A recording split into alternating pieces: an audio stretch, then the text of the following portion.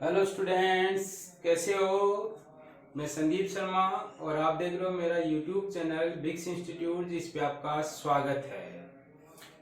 तो जो भी बच्चे मेरे चैनल पे नए हैं वो प्लीज़ मेरे चैनल को सब्सक्राइब करना ना भूलें और उसी के साथ साथ आप बेल आइकन को भी दबा लें, ताकि आपको जैसे ही कोई नया वीडियो अपलोड हो उसका तुरंत नोटिफिकेशन रिसीव हो सके। इसी के साथ साथ बच्चों, आप जब भी कोई वीडियो देखना स्टार्ट करो तो उस वीडियो को स्टार्टिंग में ही आप क्या कर दो, लाइक कर दो और उसके साथ कमेंट कर दो कि आपका आप जो वीडियो देख रहे हो उस वीडियो में आपको क्या सीखने को मिला। किसी चीज में अगर कोई प्रॉब्लम हो तो उसको भी जरूर पूछें।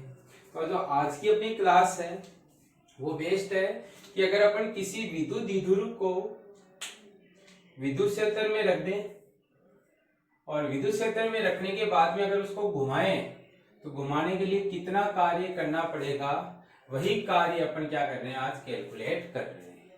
तो देखो, इससे जो अपनी प्रीवियस क्लास हुई थी उसमें अपन देख चुके हैं कि जब भी अपन किसी विद्युत द्विध्रुव को किसी विद्युत क्षेत्र में रखते हैं तो उस पर परिणामी बल तो शून्य होता है यदि आपका विद्युत क्षेत्र एक समान है और लगने वाले उस बल के युग्म के कारण उस पर एक बल आघूर्ण कार्य करता है।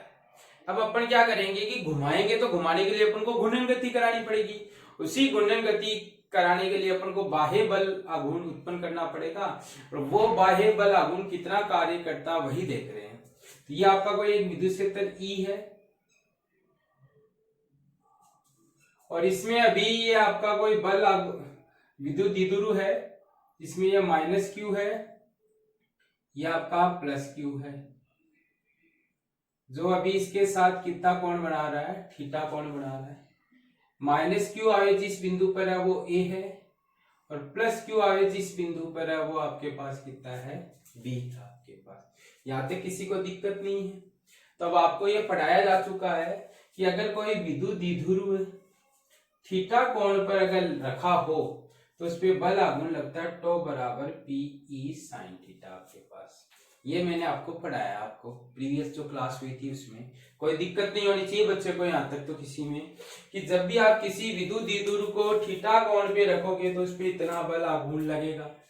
अब मैंने क्या किया कि ये जो विद्युत द्विध्रुव है इस विद्युत द्विध्रुव को मैंने एक नई स्थिति में विस्थापित कर दिया और नई स्थिति का मीनिंग मैंने इसको ये डी थीटा कोण से घुमा दिया। यानी पहले आपका ये ऐसे रखा हुआ था, अब मैंने इसको इससे घुमाया, तो घुमाया तो मेरे को क्या करना पड़ेगा, कार्य करना पड़ेगा। तो मैंने लिखा कि अगर अल्प विस्थापन डी थीटा से विद्युत द्विध्रुव को अगर मैं घुमाऊं तो घुमाने के लिए किया गया कार्य है वो डी डब्ल्यू मान लिया और वो लिख सकता हूं बल आघूर्ण इंटू कोणीय विस्थापन। ये आपको 11वीं क्लास में पढ़ाया जाता है कि आपका रेखीय गति में जो कार्य निकालते हैं वो तो बल इंटू विस्थापन से निकालते हैं और कोणीय गति या घूर्णन गति में अपन जो कार्य निकालते हैं उसके लिए सूत्र होता है बल आघूर्ण इंटू कोणीय विस्थापन। अब बल आघूर्ण तो कितना आपके पास इस पे टो और कोणीय विस्थापन कितना दिया, डी थीटा, तो आपने लिख दिया टो इंटू डी थीटा और टो की वैल्यू आप क्या निकाल के आए हो, पी ई साइन थीटा। तो आपने यहां से टो की जगह लिख दिया पी ई साइन थीटा और ये डी थीटा आपका ऐसा का ऐसा आ गया। इस लाइन तक किसी भी बच्चे को कोई दिक्कत नहीं होनी चाहिए। अब ये तो अपन ने क्या किया, अल्प कार्य निकाला। मैंने कहा कि प्रारंभ में ये आपका जो द्विध्रुव है वो कितने कोण पे था, थीटा1 कोण पे था और इसको मैं द्विध्रुव को यदि थीटा2 कोण तक विस्थापित करूं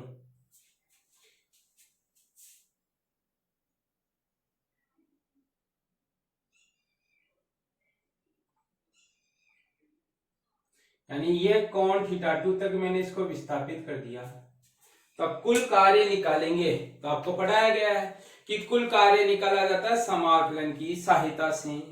तो आपने क्या किया, कुल कार्य बराबर थीटा1 से थीटा2 और जो ये अल्प कार्य निकाला इसका समाकलन कर दिया डी डब्ल्यू का। अब डी डब्ल्यू अपने पास है P E sine theta D theta. तो आप क्या करो, यहां से ये मान यहां रख दो। जैसे ये रखेंगे तो W बराबर निकल कर आएगा थीटा1 से theta two PE sine theta into d theta. अब समझना इसको ढंग से कि आपके पास ये आया जिसमें पीई को तो बाहर ले लिया, तो क्या बच गया साइन थीटा, और साइन थीटा का समाकलन आपको पढ़ाया जाता है माइनस कोस थीटा होता है, तो इसका समाकलन हो गया minus cos theta. Initial limit है थीटा 1, फाइनल लिमिट है थीटा 2। यहां से ये कैसे आया बच्चों, समझ लेना ढंग से कि पीई कांस्टेंट है तो बाहर आ गया, साइन थीटा का समाकलन माइनस कोस थीटा होता है तो साइन थीटा का समाकलन माइनस कोस थीटा लिख दिया, और थीटा 1 से थीटा 2 अपन ने क्या लगा दी, लिमिट लगा दी आपके पास। यहां तक कोई दिक्कत नहीं होनी चाहिए। ये माइनस साइन बाहर ले लिया, पीई आपका है ही, पहले अपर लिमिट रखी जाती है फिर लोअर लिमिट, तो पहले अपर लिमिट रखी तो कोस थीटा 2, फिर लोअर लिमिट रखी तो कोस थीटा 1, ये माइनस साइन अंदर भेजा तो PE cos theta 1 minus cos theta 2।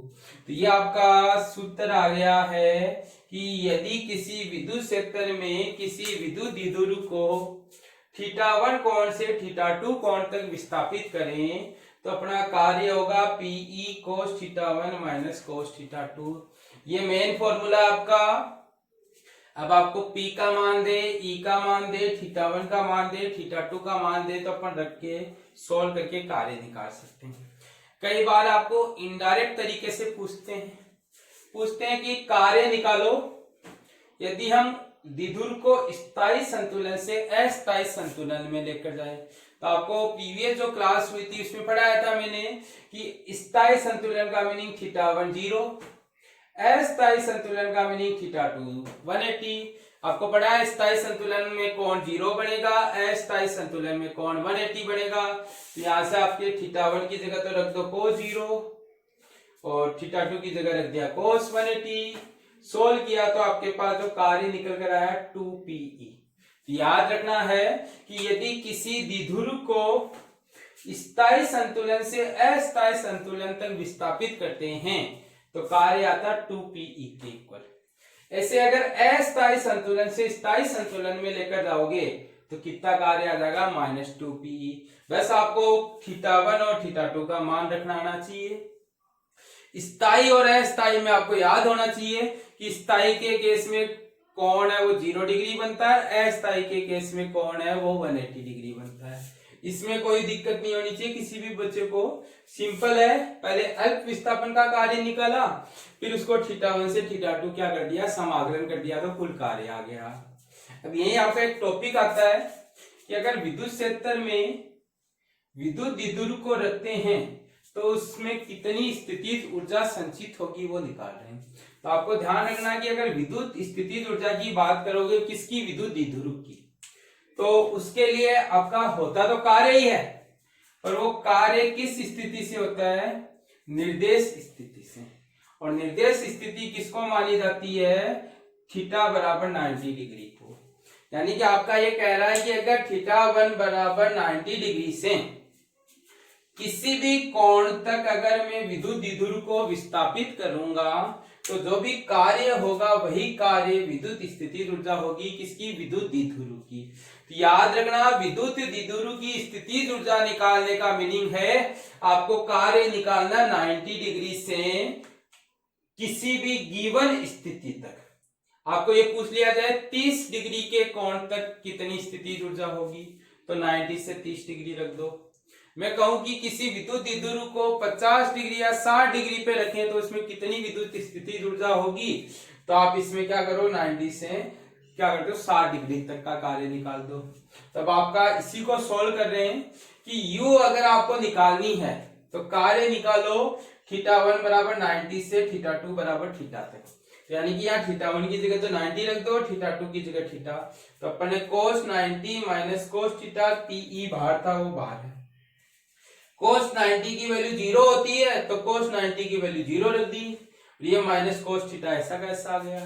अब आपने क्या किया यहाँ पे कि ये जो PE था, ये PE तो ऐसा, ये माइनस साइन आगे आ गया तो माइनस PE कोस थीटा। ये आपके पास किसका सूत्र आ गया, विद्युत स्थितिज ऊर्जा निकालने का सूत्र आ गया। अब आपको मैंने पढ़ाया P सदिश है, EB सदिश है, और जो प्रीवियस क्लास हुई थी उसमें मैंने ये कहा था कि अगर आपके पास दो सदिश हैं और उन दो सदिश में अगर साइन आता है तब तो आपको यूज लेना है क्रॉस, और ये पढ़ाया था कि अगर कोस आता है तो आपको यूज में लेना है डॉट। तो आप ये कह सकते हो कि P और E का जो डॉट प्रोडक्ट होता है वो किसके बराबर होता है? विद्युत स्थिति। डॉट प्रोडक्ट का ऋणात्मक मान है वो किसके बराबर होता है? विद्युत स्थितिज ऊर्जा के बराबर। सिंपल है बच्चों कि विद्युत स्थितिज ऊर्जा निकालने के लिए अपन निर्देश स्थिति कहां पे लेते हैं? 90 पे। क्यों लेते हैं वो अभी देखेंगे, क्योंकि 90 डिग्री पर स्थितिज ऊर्जा का मान 0 होता है।